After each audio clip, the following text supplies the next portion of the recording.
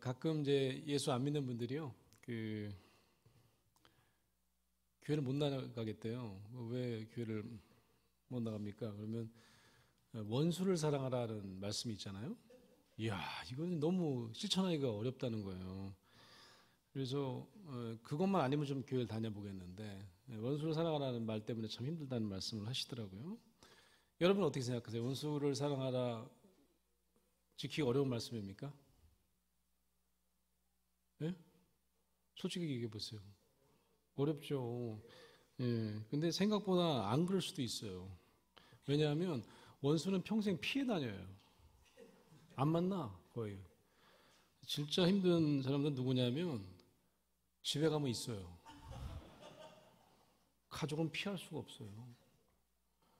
그래서 사실은 가족을 사랑하는 일이 훨씬 힘든 법입니다. 우리가 그 애증의 관계 이런 말 많이 쓰잖아요. 예. 그 애증의 관계를 누구한테 써요? 남한테 잘 쓰지 않습니다. 애증의 관계는 가족 관계를 얘기할 때 애증의 관계라는 말 참 많이 쓰는 것 같아요.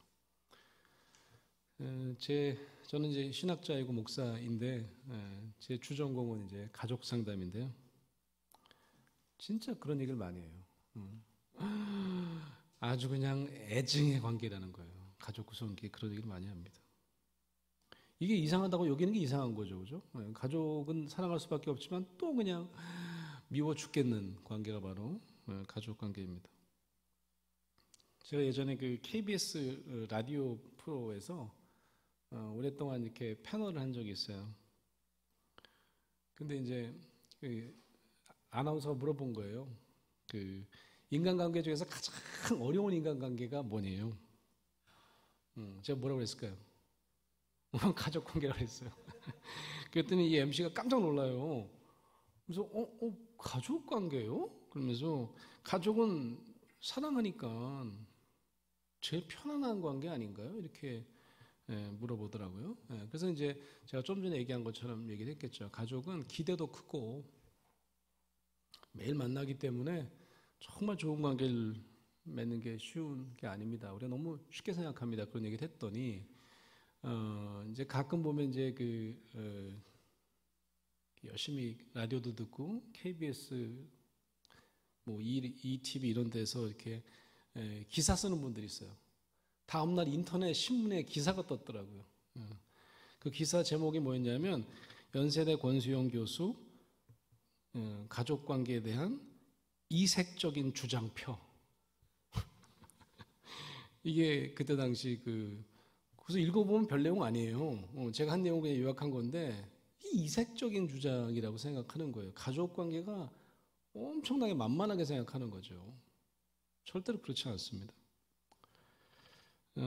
제가 오늘 이런 얘기를 한번 해보려고 그래요. 우리가 좀 잘못 생각하는 게 하나 있는데 가족 관계에서 굉장히 중요하게 생각하는 두 가지 가치가 있습니다. 그게 뭐냐면 사랑과 희생이에요.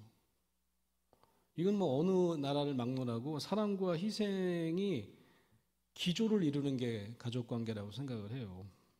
과연 그럴까를 한번 생각을 해보려고 하는 것입니다.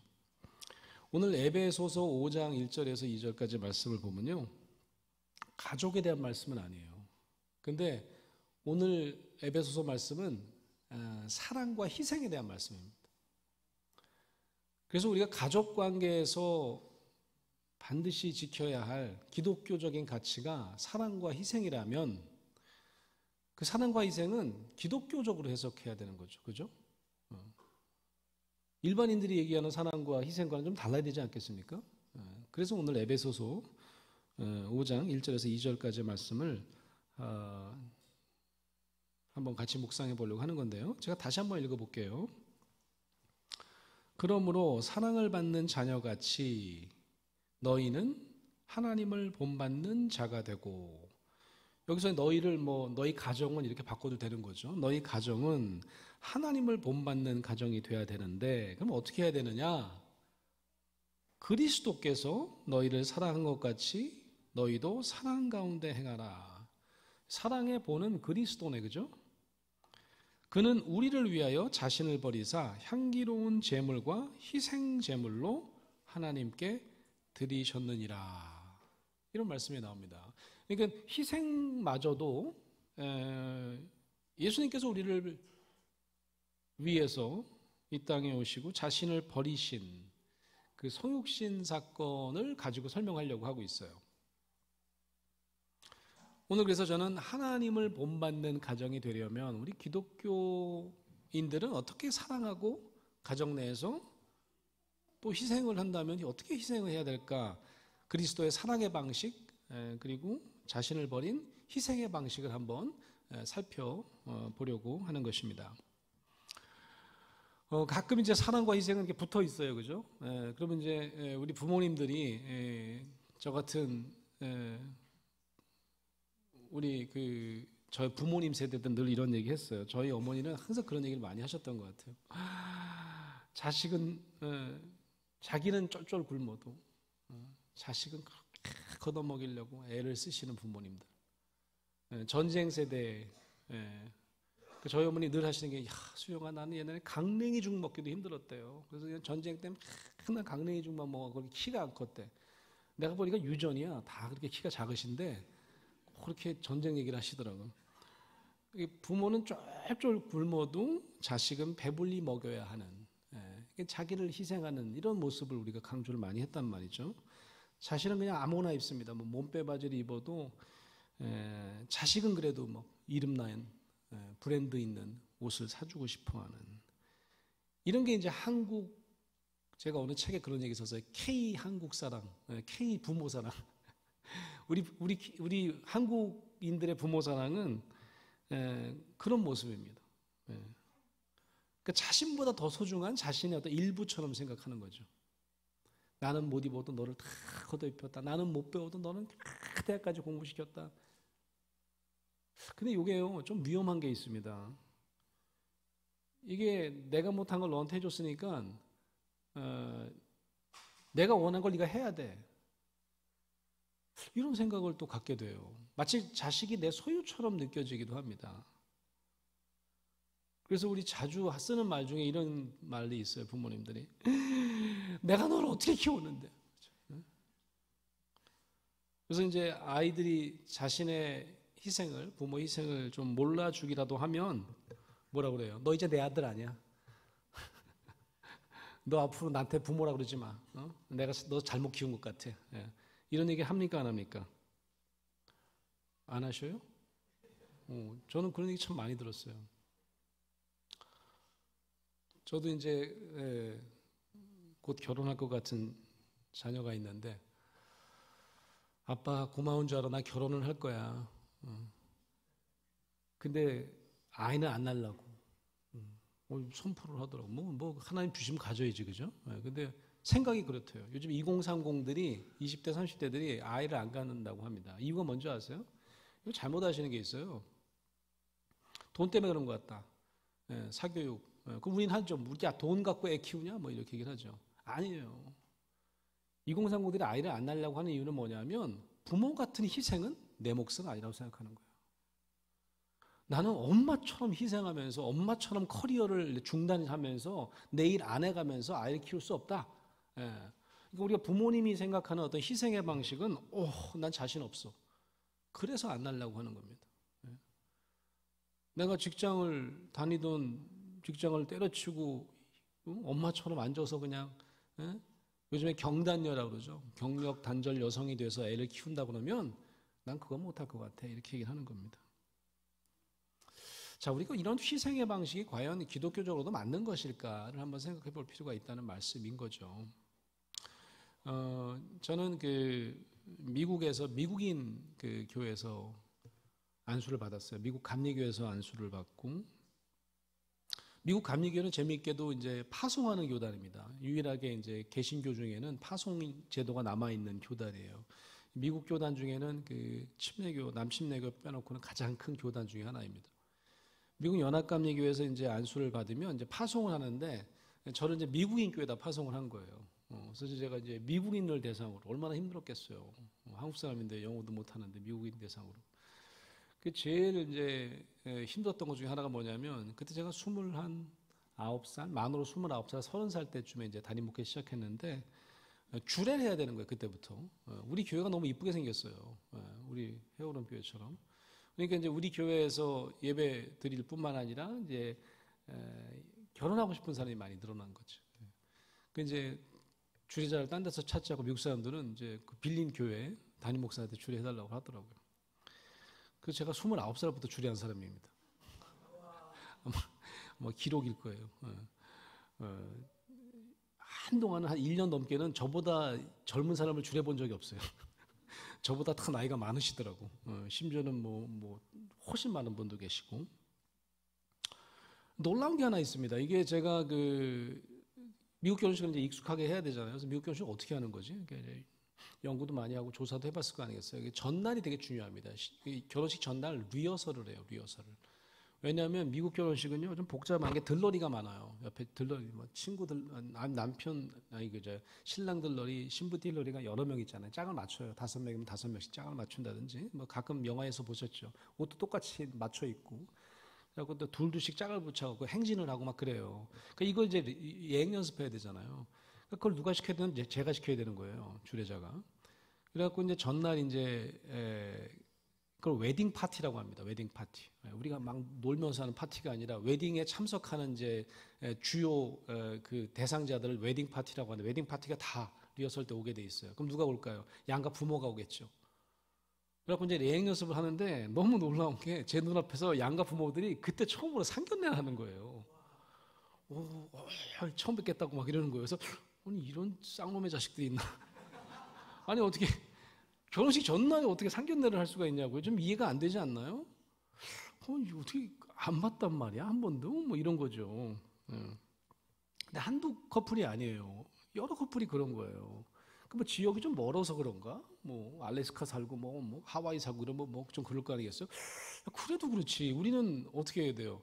부모의 허락을 득해야 되죠.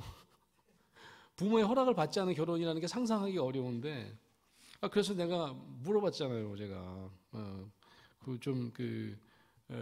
교인들 중에 한 분이 이제 친해져 갖고, 근데 리허설 때 상견례를 하는 사람들이 있네요? 그때 나한테 그런 거, 그럼 언제 하네요, 상견례를? 아니, 좀 미리 해야 되는 거 아닌가요? 그래서 왜 미리 하네요? 아니, 그래도 서로 이렇게 양가 허락을 받고, 그 얘기에 되게 깜짝 놀라는 거예요. 허락을 받아요? 부모의 허락을 받아요? 자기가 결혼하는데? 그 다음에 얘기를 더 하면 될까요, 안 될까요? 그래도 내가 담임 목사인데, 아니, 그냥 물어본 거예요. 내가 가만히 생각해 보니까 미국 사람들은요, 그런 개념이 없어요. 물론 옛날에 로미오와 줄리엣 보면 막 결혼 반대하고 막 이런 경우도 있지만, 심지어는 약혼했다고 전화하고 부모님한테, 나 오늘 인게이지 했어. 약혼했어. 그래요? 대상은 누군데? 뭐 이런 식인 거죠. 그죠? 제가 그때 이런 생각을 했어요. 이거 좀 다르다, 문화가. 개인주의 문화니까, 뭐 네가 살지 내가 살아, 뭐 이런 거예요. 그죠?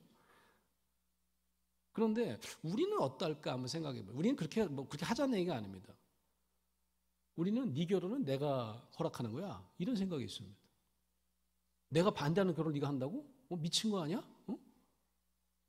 쫓아냅니다. 너 연 끊어. 그렇지 않습니까? 자녀를요, 자신의 분신처럼 사랑하는 거예요. 그리고 이제, 아니, 왜 내가 갈 결혼인데 엄마가 그러냐고, 아빠가 그러냐고 뭐라 그래요? 내가 너를 어떻게 키우는데? 이제 아까 희생이 또 이제 나오는 거죠. 하나님이 원하시는 사랑과 희생의 방식이 이런 것일까? 라고 하는 거죠. 때로는 자신의 성공보다 자녀의 성공을 더 위했어요. 근데 이제 저 같은 이제 가족 상담사들 얘기로는 이게 이제 본인이 못한 한을 이제 세대 간 전수라고 하는데, 너라도 풀어달라는 식의 한풀인 경우도 굉장히 많아요. 너는 꼭 사자 들어가는 직업 꼭 해라. 내가 결국 그거 못했지 않니? 너라도 해라. 뭐 이런 경우가. 그러면 이 아이는 누구의 인생을 사는 거예요? 자기의 인생을 사는 겁니까? 부모의 인생을 살게 되는 겁니까? 부모의 인생을 살게 되는 것입니다. 그래서 제가 아까 이제 그 K 가족 사랑, 소위 한국적 가족 사랑이라고 하는 게 정말 아름답기만 한 것일까를 한번 우리 기독교인으로서 한번 돌아볼 필요가 있다는 말씀입니다. 때로는요, 가족이요, 자기 가족만 위하는 거예요. 가족끼리 막 톡톡 뭉쳐요? 오케이. 그런데요, 다른 가족은 케어하지 않아요. 그걸 가족 이기주의라고 할 수 있겠죠. 내 가족만 사랑하는 겁니다. 요즘엔 대한민국 부모들이 어떻게 하는 줄 아세요? 최근에 그런 어떤 학교 폭력에 대한 어떤 드라마가 굉장히 큰 인기를 끌었었죠. 되게 마음 아프게 봤는데 자식이 맞고 들어오잖아요. 그럼 물어보는 게 첫 번째 물어보는 게 뭐야? 너는 때렸어 안 때렸어? 맞고만 왜 자냐? 내가 책임질 테니까 너도 때려 임마. 때리고 들어온 아들에게 칭찬해요. 알았어, 내가 걱정하지 마. 내가 변호사를 대더라도 너 별일 없게 해줄게. 소위 돈 좀 있다는 부모들은 그렇게 얘기하는 거죠. 한국적 가족주의라고 하는 게, 한국적 가족주의의 어떤 사랑이라고 하는 게 자신과 다른 가족은 별로 그렇게 중요하게 생각하지 않은 가족주의라면 이게 기독교인들이 중요하게 생각해야 될 가족주의에 해당되냐 이런 말씀입니다. 제가 우리나라에서 제일 그 가족 사역 많이 한다는 교회에서 뭐 한 15년 전쯤 됐을 것 같아요. 지금은 뭐 이번에도 제가 거기 뭐 강사로 가긴 하는데 자꾸 섭외를 해요. 저한테 와달라고. 근데 그 교회 이제 꽤 큰 교회인데 저희 여동생이 다녀요. 그 여동생을 통해서 자꾸 섭외를 하더라고요. 여동생이 오빠 한 번만 와주면 안 되냐요. 안 간다. 왜 그러냐요 도대체. 그래서 제가 이유를 얘기했어요. 대한민국 교회에서 가족 사역 제일 잘한다는 교회가 그런 식으로 하면 안 된다. 그럼 어떻게 해야 되냐요? 아니 자기네 교회에 나오는 가족들 위한 가족 사역 축제 그런 거 하면 뭐 하냐? 초청자가 있어야 된다. 누구 초청하냐요? 그때만 해도 이제 제가 원하는 이제 결혼 이주 여성 이런 분들 관심 많았을 텐데 얼마나 많은 다문화 배경을 가진 가정들이 있는지 아냐? 혼자 아이 키우는 한부모 가정이 그러면 니네 교회가 볼 때는 4인 가족이 아니니까 좀 이상해 보일지 모르겠지만 조손 가족이라고 들어봤니? 할머니가 키우는, 할아버지가 키우는 가정도 있어. 이런 가정이 다 기독교인들이 품어야 될 가족인데 그런 분들 모시고 축제해야지. 지금은 이제 그런 다양한 가족들을 섬기는 교회들이 많이 늘어났습니다. 그러니까 가족이라고 하는 울타리가 절대로 내 가족 안에 울타리로 있다면 그래서 그 사람만 사랑하고 그 울타리를 벗어나면 배척의 대상이 되고 내가 이렇게 별로 중요하게 생각하지 않는 대상이라면 이건 분명히 하나님이 원하시는 가족 사랑의 방식이 아닐 것이라는 말씀입니다. 최근 이제 그 서구의 가족 제도를 연구해 왔던 실천 신학자들이요. 가족 관계에서 찾아야 될 새로운 가치를 주장합니다. 사랑과 희생이 아니에요. 오히려 반대로 얘기해요. 미국 사회의 가정이 무너진 거는 사랑과 희생을 강조하는 기독교 가치 때문이래요. 신학자들인데 왜 그런 얘기를 하죠? 잘못 해석했다는 거죠. 사랑과 희생을 좀 전에 얘기한 것처럼 자신의 한 뿌리로 여기고 결국은 자녀를 자신의 분신처럼 여기는 것까지는 좋은데 소유처럼 여기는 그게 미국도 있었다는 거죠. 그래서 새로운 가족 관계에서 소중하게 여겨야 될 가치를 이분들은 이렇게 얘기했습니다. 영어로는 equal regard라고 했는데요. 번역하자면 공평한 존중 이렇게 번역할 수 있을 거예요. 공평한 존중이 가족 구성원들에게 반드시 필요한 기독교적인 가치래요. 무슨 좀 어렵죠. 무슨 말일까요? 가족 구성원들은 절대로 수단이 돼서는 안 된다는 거예요. 너와 내가 똑같은 하나님이 사랑하시는 인격체로 똑같이 존중받아야 된다는 거예요. 수단이 아니라 목적으로 존중받아야 된다는 거예요. 아니 이게 왜 기독교적입니까? 신학자들이요 하나같이 얘기합니다. 이게 기독교의 핵심이라는 거예요. 우리가 얘기하는 복음서의 황금률이라는 게 뭡니까? 유대교에서 황금률이 이런 거였어요.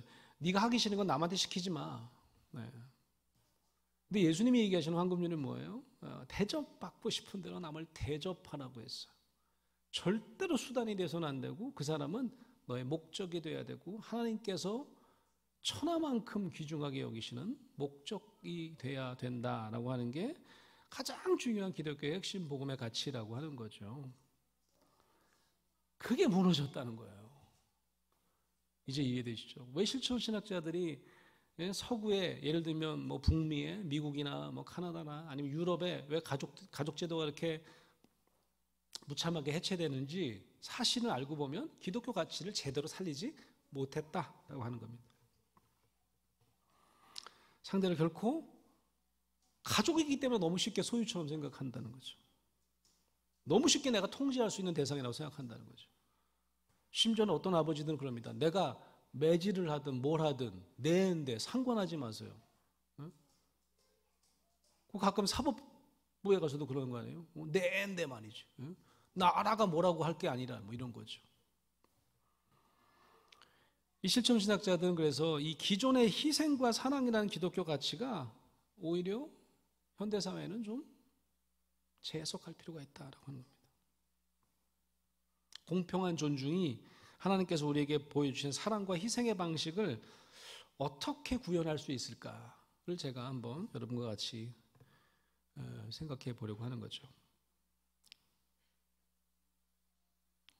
저는 이 가족 사랑의 길이 새로운 어떤 공평한 상대방에 대한 존중, 배우자는 배우자끼리 또 자녀와 부모와 자녀 사이는 부모 사이에 예전에는 어떻게 우리가 흔히 생각했냐면 서구 사회도 마찬가지고 우리도 마찬가지고 우리는 농경 사회였으니까 더 했던 것 같아요. 바깥 일하는 남편 이렇게 얘기를 했잖아요.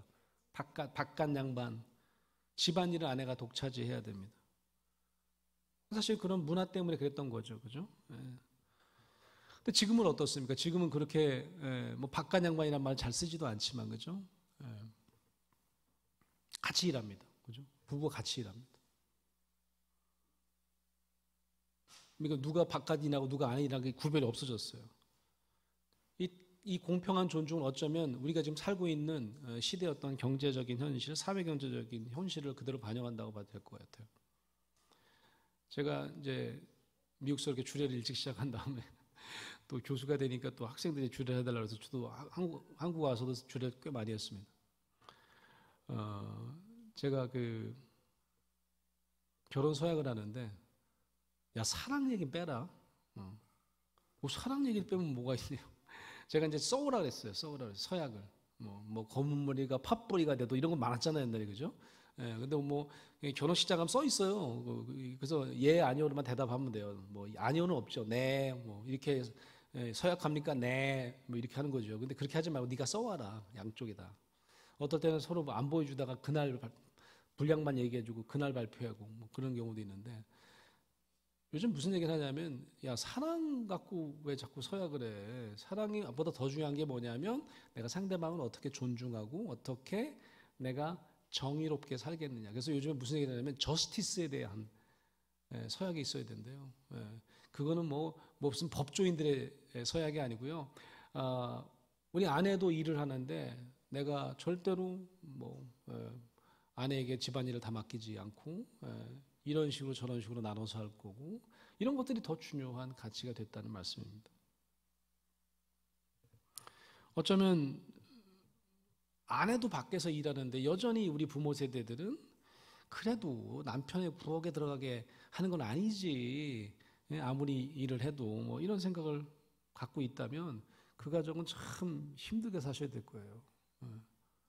그러니까 이제 우리 부모님들도 이제 이 생각을 좀 이제 서서히 바꾸시게 이제 되는 지금 현대 부부 생활인 것 같아요. 분명히 재평가돼야 되는 거죠. 실제로는요 가정 안에서는 남편과 아내뿐만이 아닙니다. 부모와 자녀도 서로 깊이 이해하고 사랑할 수 있어야 되는데 내 가족이 중요한 만큼 다른 가족도 중요해져야 이게 진정한 사랑의 방식 아닙니까? 제가 처음에 이제 아이를 가졌더니 이제 우리 아내가 이제 아이를 낳았더니 그 전엔 제가 아니었던 것 같아요 실제로. 제가 이제 목회를 하는데 아이들이 막 와가지고 막 기분이 좀 나쁘더라고요. 이제 처음에 갈 때 이제 어떻게 널 불러줬으면 좋겠냐 미국 교회니까. 그 레버런드 권이라고 부를까? 이거 되게 존경해서 부르는 거잖아요. 레버런드 권. 아니면 제 이제 first name에서 패스터 수영이라고 할까? 아니면 저스트 수영이라고 할까? 뭐라 그래야지 폼이 날 것 같아요. 저스트 콜미 수영 이러지 멋있을 것 같지 않아요? 뭐 목사님 이렇게 하지 말고 그냥 날 그냥 수영이라고 불러라. 그랬더니 교인들이 부르는 건 괜찮은데 애들이 수영이라고 부르더라고요. 그 주일학교 애들이 수영 그러는데 한 대 줘박을 수도 없고 굉장히 기분 나쁘더라고 처음에는. 근데요 아이가 딱 생겨가지고요 내가 아이가 생기니까 제 눈이 막 바뀌더라고. 아이들이 너무 이쁜 거예요. 귀여우니까 아이들 막 안아주고 싶고 막 그런 거예요. 그게 정상이어야지 되는 거죠. 그죠? 누구나 사실은 네 가족만 사랑하라 그런 얘기를 한 적이 없잖아요. 예수님께서. 우리의 사랑의 방식은 가족을 넘어서는 타인을 똑같이 사랑받을 만한 존중의 대상으로 여기는 것. 이게 이웃사랑의 시작인 거죠. 그래서 이웃사랑을 하라고 그랬을 때 보면 내 몸처럼 하래요. 내 가족처럼 하라는 말씀과 저는 진배 없다고 생각해요. 그러면 희생을 그러면 이제는 가족사랑에서 필요 없다고 지금 말씀하시는 겁니까? 그러면 에베소서 지금 5장 우리가 읽은 거에 보면 분명히 거기에 희생 제물로 자신을 드렸다며요. 그리스도께서. 이걸 어떻게 이해하고 어떻게 재해석해야 됩니까? 이렇게 아마 궁금해하실 것 같아요. 그 얘기를 하고 오늘 말씀 마무리하려고 하는데요. 이 중세 시대는요. 가장 중요한 게 뭐였냐면 왜 예수님이 인간이 되셨지? 하나님이라며요. 예수님이. 근데 왜 하나님인데 왜 이 땅에 내려와서 인간으로 사셨냔 말이죠. 이게 굉장히 중요한 신학적인 질문이었습니다. 이해가 안 되는 거예요. 하나님은 그냥 하늘에 계셔야 되는 건데 왜 하나님이고 또 인간인 예수님이 이 땅에 오셨냐 그런 얘기죠. 11세기에 캔터베리 지역에 감독을 했던 안셀름이라고 하는 신학자가 있습니다. 이분이 쓰는 유명한 책이 있어요. 그 책 제목이 뭐냐면 하나님은 왜 인간이 되셨는가. 그때 당시에 이제 고민을 잘 반영한 책이겠죠. 모범 정답은 저와 여러분 알고 있습니다. 모범 정답은 뭐예요? 인간을 구원하기 위해서. 뭐 더 말이 필요해, 그죠? 이게 우리 인간 입장에서 본 정답이에요. 이 안셀름이요 논리학의 대가였대요. 그래가지고 이분이 우리가 죄를 좀 웬만큼 져야 되는데 우리 죄를 너무 많이 지은 거예요. 그래갖고 이 죄를 웬만큼 지으면 우리가 인간이 해결이 되는데 이런 얘기 들어보셨어요? 파산신고? 개인 파산신고하는 거 혹시 아세요? 이게요 뭐 전문 용어로 하면 채무 변제 능력 상실이라고 하는데 도저히 갚을 방법이 없는 거예요. 그럼 어떻게 나는 이제 그냥 파산했어. 그러니까 인간이 죄를 너무 많이 졌고 어느 순간에 그냥 죄에 대한 파산 신고를 한 겁니다. 그래서 이 안셀름이 뭐라고 설명하냐면 그러면 어떻게 해요? 하나님이 내려와서 해결하는 방법밖에 없지. 한 큐에 해결하는 방법밖에 없지. 그래서 예수가 인간으로 내려와서 예수님께서 우리를 위해서 대신 죽으셨다. 이렇게 설명한 거죠. 그런데 저는 그렇게 생각하지 않았어요. 이게 우리 인간 입장에서 그러니까 논리학자인 한 신학자 머리에서 나온 설명일 수는 있으나 하늘에 계신 하나님 입장에서 한번 상상해 보시기 바랍니다. 인간의 존재를 정말 저 파산한 인간들 그저 그냥 죄 많은 존재로만 여겼을까? 그럼 그냥 냅두면 돼요. 죄를 많이 주면 내가 인간을 잘못 만들었나 보다. 뭐 시간이 지나면 지나서 죄만 짓고 앉았네. 그럼 그냥 포기하면 된다고요. 근데 인간의 죄악을 참고 보시다가 인내하시다가 이제는 그냥 구제불능이라고 해서 포기하지 않으시고 인간의 몸을 입고 오신 이유가 뭘까라고 하는 겁니다. 하나님의 눈에 인간은 절대로 죽어야 될 존재가 아닙니다. 오히려 하나님의 눈엔 지구 이 행성이라고 하는 이 별에 사는 모든 인간 한 명 한 명이 모두 공평하게 존중받아야 할 하나님의 사랑을 입기에 충분한 귀한 존재로 여기신 것이 분명합니다. 그래서 오신 거예요. 저는 그래서 그냥 변제 능력을 상실한 인간의 죄를 한 큐에 해결하기 위해서 오셨다는 것뿐만 아니라 하나님께서는 우리의 가장 아픈 곳과 우리의 가장 상처 입은 곳까지 어루만지시기 위해서 이 땅에 오셨다. 제가 자주 쓰는 말 중에 하나님께서 이 땅에 오신 목적은 인간을 정말 제대로 이해하기 위해서.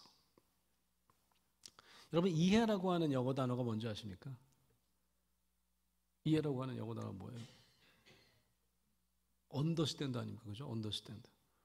이거 잘 보세요. 이때 기가 막힌 영어 단어예요. 언더가 뭐냐? 밑에라는 뜻입니다. 밑에서다? 그런 뜻이에요. 하나님께서 이 땅에 오신 목적은 이 머리에 있을 수 없이 점점점 내려와서 이 가슴까지 내려온 사건이라고 하는 거죠. 머리로 말로 그냥 이렇게 내가 너 사랑한다 라고 할 때 이게 사실은 머리에서 끝나면 이게 정말 진정 이해하는 게 아닐 때가 많아요. 제가 가끔 이제 부모님에게 여쭤보면 제가 한번 여쭤볼게요, 여러분. 여러분 자녀를 잘 이해하십니까? 언더스탠드를 잘 하십니까? 라고 하면 남성들은 좀 이렇게 눈을 잘 못 마주치세요. 아유, 저는 잘 모르는 것 같습니다. 뭐 애들 얘기를 많이 안 나눠봐서. 그럼 이제 엄마는 뭐라 그래요? 아유, 내가 우리 남편보다는 내가 애를 더 많이 이해하죠. 뭘 이해하십니까? 이제 물어보면 다 뻔해요. 뭐 얘가 뭐 친구들이 누가 있고 뭐 학원을 뭐 어디 다니고 뭐 뭘 공부를 뭘 잘 못하고 뭐 그런 거죠, 그죠? 뭐 뭘 편식하고 뭐 잘 먹고 뭐 이런 거죠. 예. 정보입니다, 정보. 예. 이게 내 머리에서 이 아이를 이해하는 거예요. 실제로요, 이 아이의 가슴에 어떤 경험이 있는지는 관심 없어요. 그래서 우리가 사전을 찾아보면요, 이해라는 말이 두 개가 나오는 거예요. 사리를 분별하여 해석함 이런 게 있어요. 이거는 수학 문제 이해하는 것과 되게 비슷해요. 정보가 많은 겁니다. 자녀에 대한 정보가 많은 겁니다. 근데 두 번째 정의가 있어요. 그게 뭔지 아세요? 상대방의 마음을 헤아리면 안 돼요. 마음은요, 계산으로 하는 게 아니에요. 정보로 하는 게 아니에요. 마음은요, 굉장히 어렵습니다. 마음을 이해하는 건 진짜 어려운 일이에요. 그래서 수학적인 머리가 중요한 게 아니라 우리가 흔히 이제 우뇌라고 하는 예술가의 머리가 상상하는 거예요. 상상하는 거. 우리가 받아야 할 어떤 그리스도의 희생은 하나님께서는 뭐 예수님도 하나님과 동체이시면 하늘에 계셔도 될 뿐이에요. 그런데 자신의 권위와 우선순위를 다 내려놓고 이 땅에 오셨는데 저는 이 땅에 오신 게 아니에요. 우리의 가슴으로 내려오신 거라는 거죠. 유대 땅 어딘가에 뭐 여러분 성지순례 가보셨는지 모르겠지만 저는 아직도 성지순례 못 가봤는데 목사인데 거기로 내려오신 것도 물론 중요하지만 우리 모든 인간의 아니 이스라엘의 그 지역에만 유대의 왕으로 오신 게 아니었잖아요. 우리 인간 모두의 가슴 가운데 내려오셨는데 어느 정도로 내려오셨냐? 언더스탠드가 가장 밑바닥까지 내려오신 사건입니다. 여러분 제가 상담을 해보니까요 가장 밑바닥에는 어떤 감정이 있는 줄 아십니까? 자기 가장 밑바닥의 감정은 수치심이라고 하는 감정이 있어요. 자신의 존재를 너무 부끄럽게 여기는 마음입니다. 그래서 수치가 막 가득 찬 분은요 상담에 오면 눈을 잘 못 마주쳐요. 눈을 마주치면 내 안에 있는 이 부끄러운 모습을 다 들킬 것만 같은 거지. 그 눈을 잘 못 마주쳐요. 자신의 존재를 부끄럽게 여기고 때로는 처절하게 버려진 경험을 했던 사람들은 이 내면 가장 밑바닥에 정말 견디기 어려운 수치심, 존재감이 자리 잡고 있어요. 예수님의 인생을 보면 예수님의 인생과 죽음과 그의 사역을 보면 처절한 수치의 연속입니다. 출생부터. 한부모 가정에서 태어났죠. 그죠? 요셉이 아버지인 거예요? 뭐 아닌 거예요. 요셉은 이따가 또 갑자기 또 사라져요. 요셉 얘기가 나중에 안 나옵니다. 돌아가실 때 뭐 요셉 얘기가 안 나와요. 뭐 잘 사는 집안도 아니에요. 목수의 집안에 태어났습니다. 한때 그냥 엄청난 인기를 끌었어요. 수만 명이 몰렸다 그랬어요. 설교를 하는데. 어마어마한 겁니다. 요즘에도 그런 사람 찾기 어려워요. 저도 한 1,000명 정도 모인 데서 한번 해봤는데 이게 수만 명, 그때 마이크도 없었는데 예수님은 슈퍼스타였습니다. 그런데 어떻게 해요? 그냥 처절하게 버려집니다. 차라리 강도를 살려주라고 그러고요. 예수를 못 봐 그래요. 그 정도로 민중으로부터 버려지고 대중으로부터 버려지고 막 호산나 호산나 그랬다가 심지어는 정말 가까웠던 최측근들한테 배신당합니다. 12제자는 고사하고요. 뭐 자기를 팔아넘기는 제자는 고사하고요. 그래도 그 3명이 있지 않습니까? 3명이 핵심 측근이 베드로, 야고보, 요한. 베드로는 수석 제자라고 오늘. 뭐 다들 내몰라라 해요. 겟세마네 동산에서 제발 나를 위해서 기도하라 그러는데 2번, 3번 하는데 다 자빠져 잡니다. 나는 절대로 선생님을 버리지 않겠다는 베드로도 눈앞에서 3번이나 부인하는 거죠. 배신처럼 아픈 게 없거든요. 내가 믿었던 사람한테 배신당한 것처럼 아픈 경험이 없어요. 인간 경험에서. 처음부터 끝까지 배신을 당하고 제가 제일 안타깝게 여기는 구절은 복음서에 보면 마태복음인가요? 유다가 딱 넘긴 직후에 그 다음 구절이 뭔지 아십니까? 유다가 이제 팔았어요. 키스하고 그죠? 이에 모든 제자들이 도망가니라 이렇게 돼 있어요. 한 명도 남지 않고 다 싸그리 도망갑니다. 이런 감정을 느끼는 누구나 예수님의 이야기를 보면 예수님은 내 말 이해하겠구나. 억울한 일이요? 살다 보면 억울한 일을 얼마나 우리가 많이 당합니까? 예수처럼 억울한 일을 당해 본 인간 찾기 어려워요. 그런 경험. 그러니까 우리가 이런 감정을 이해하는 것, 이게 그리스도의 희생의 방식인 거죠. 구태여 예수님은 이 땅에 오실 필요도 없었을 뿐만 아니라 우리의 어떤 비참한 가슴 가장 밑바닥에 있는 감정을 경험하실 이유가 없었던 분들인데도 불구하고, 분임에도 불구하고 그는 우리를 정말 제대로 이해하시기 위해서 그런 경험을 스스로 당하셨다라고 하는 말씀입니다. 그렇다면 이렇게 얘기할 수 있겠죠. 우리 가정에서 희생은 뭐냐? 뭐 몸빼 바지 입고 나한테는 돈 안 쓰지만 너한테는 돈 썼다 이런 의미가 아니고 상대를 하대하지 않고요. 너 내 집에 있을 때는 내 맘대로 해야 돼. 내 허락 득하고 결혼도 해야 돼. 이런 게 아니고요. 내가 시키는 대로 해야 돼. 통제 대상도 아니고요. 그들을 이해하는 일입니다. 내 가정의 모든 우리 배우자나 자녀들의 가장 밑바닥 감정은 어떤 느낌일까? 그들과 함께 내가 그 느낌을 내려가서 언더스탠드 하려고 하는 자세, 이게 바로 예수님께서 우리를 위해서 희생하신 방식이고 결국은 우리와 연합하신 사랑의 방식이라는 말씀입니다. 사도 바울이 이걸 너무 잘 알았던 것 같아요. 로마서에 보낸 편지에 보면 12장 15절에서 16절 즐거워하는 자들과 함께 즐거워하고, 이건 쉽죠, 그죠? 우는 자들로 함께 울라. 이게 진짜 쉬운 일이 아닙니다. 서로 마음을 같이 하며 높은 데 마음을 두지 말고 도리어 낮은 데 처하며 스스로 지혜 있는 채 말라. 사도 바울은 이런 어떤 그리스도의 희생의 원리를 터득하신 분 같아요. 서로 마음을 같이 하고, 우리가 이 머리에 있지 않고, 아까 얘기한 도 우리가 항상 자녀의 머리에는 관심이 많습니다. 공부 얼마만큼 했는지, 학원 잘 다니고 있는지. 그런데 이 가슴에 내려와서 어떤 아픈 경험이 있는지, 이게 높은 데 마음을 두지 않고 낮은 데 마음을 두라 보니까 뭐 겸손한 어떤 겸양의 처신만 얘기할 수도 있을 것 같은데, 우리가 이런 게 있지 않습니까? 부모들. 제가 그런 것 같아요. 저는 뭐 여러분 잘 모르겠어요. 이야, 내가 네 엄마야, 아빠야. 특히 엄마들 이런 말 쓰세요. 내가 널 낳았어, 이거사. 내가 널 몰라?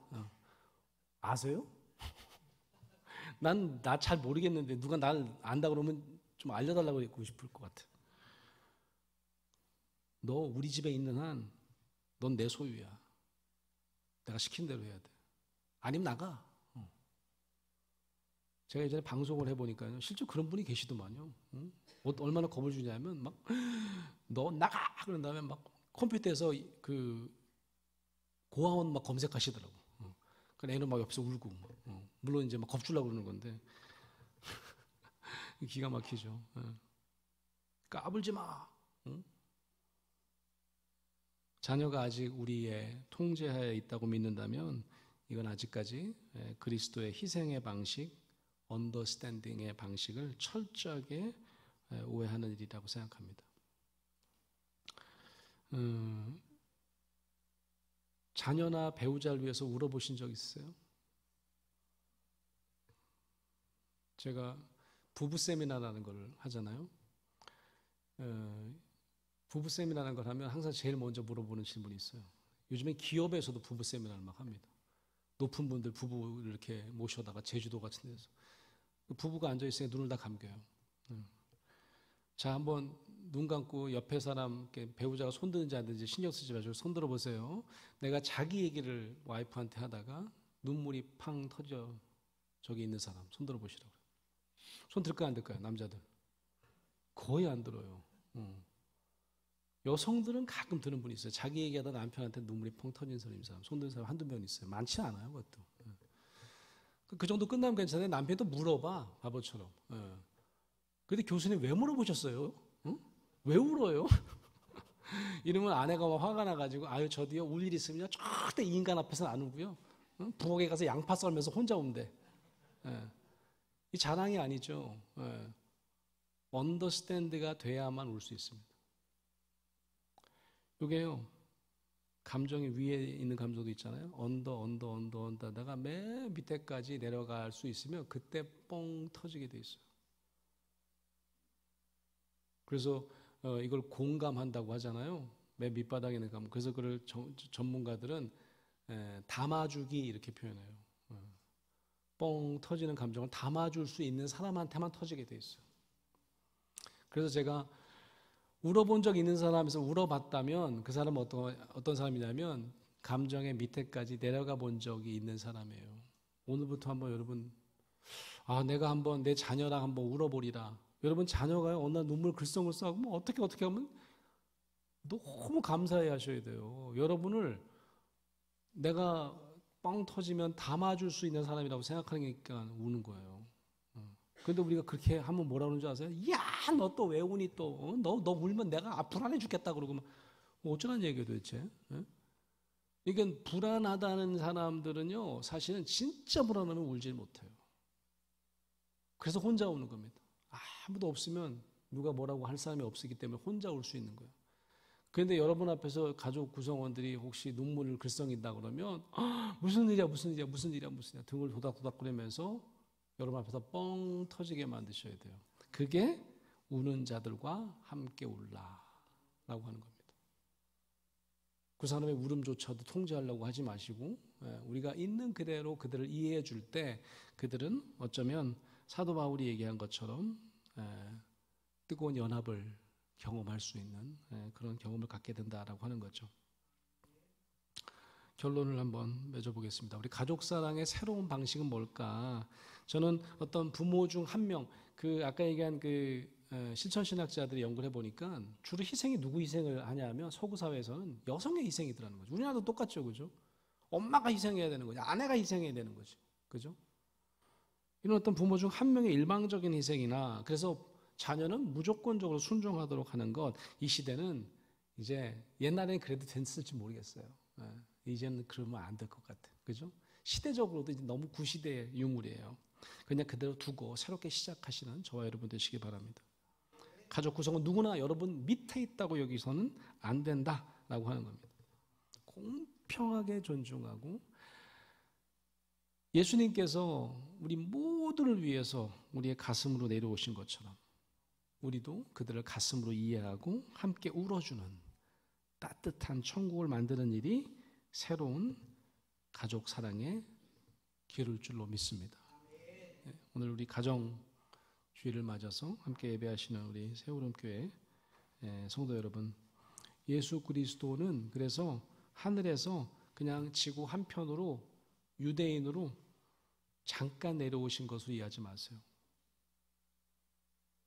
그는 오늘도 우리들 가슴마다 때로는 우리가 너무 부끄러워하는 가장 밑바닥의 감정까지 내려오셔서 우리와 연합하시기 원하시는 분이심을 반드시 기억하시기 바랍니다.